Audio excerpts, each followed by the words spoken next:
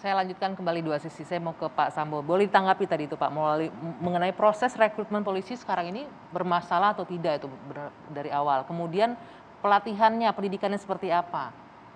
Sudah sesuai atau tidak? Tadi Bung Yani memberikan catatan. Silakan. Saya izin lepas masker ya, biar Boleh, lebih silakan. jelas. Ya. Mbak Anggi, izin Pak Ito, Pak Johnson dan Pak Ahmad Yani. Sebelum saya menanggapi beberapa hal yang disampaikan oleh Pak Ahmad Yani, saya ingin dulu menyampaikan beberapa gambaran bahwa terkait maraknya kejadian-kejadian yang 1 bulan terakhir ini cukup memprihatinkan institusi kami. Kami sampaikan bahwa setelah Bapak Kapolri dilantik kemudian mencanangkan konsep transformasi menuju Polri yang presisi, roadmap transformasi itu salah satunya adalah transformasi pengawasan. Di situ ada program terkait dengan pengawasan pimpinan terhadap semua kegiatan anggota. Kemudian penguatan fungsi pengawasan dan pengawasan masyarakat. Kemudian divisi Propam dan 2 fungsi pengawas lainnya yaitu Itwasum dan Biro Wasidik kemudian mengimplementasikan ini. Kami kemudian melakukan pemetaan, menganalisa. SOP, peraturan, undang-undang sudah ada. Undang-undang terkait dengan disiplin, kode etik, dan undang-undang kepolisian sendiri yang sebagaimana disampaikan oleh Pak Ahmad Yani tadi. Kami coba untuk menganalisis dan memetakan kenapa sih terjadi pelanggaran oleh anggota semenjak Bapak Kapolri terpilih.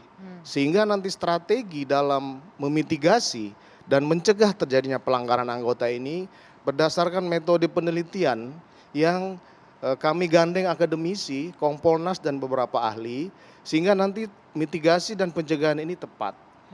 Kemudian kita lakukanlah proses penelitian itu dengan metode kualitatif dan kuantitatif melibatkan akademisi.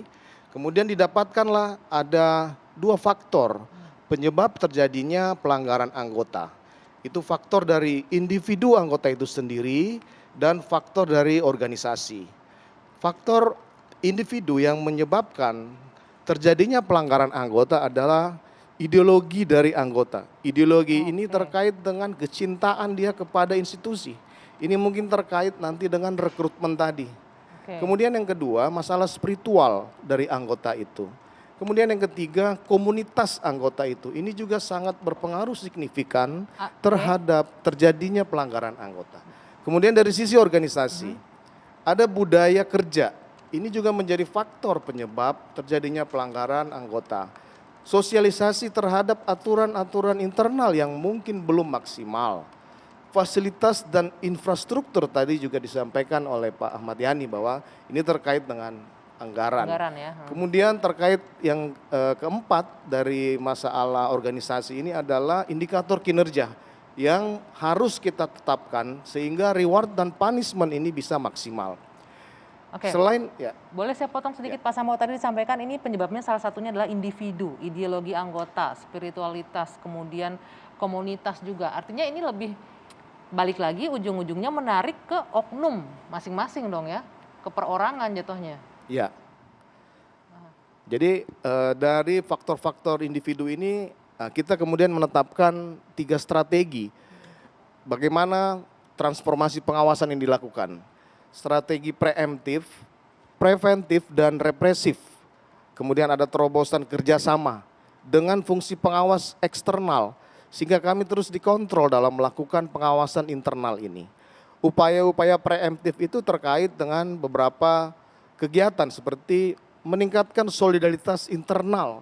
Jadi komandan ini harus dekat dengan anggotanya, tahu masalah anggotanya. Makanya kemudian Bapak Kapolri kemarin menegaskan bahwa kalau pimpinan salah maka harus anak buah salah, pimpinan harus bertanggung jawab. 2 level di atas anggota yang melakukan kesalahan harus mempertanggungjawabkan perbuatannya. Saya sampaikan bahwa Kapolres Luwu Utara ini sebagai contoh. Ini segera akan kita proses karena tidak ikut dalam proses tugas yang dilakukan sehingga terjadi kesalahan.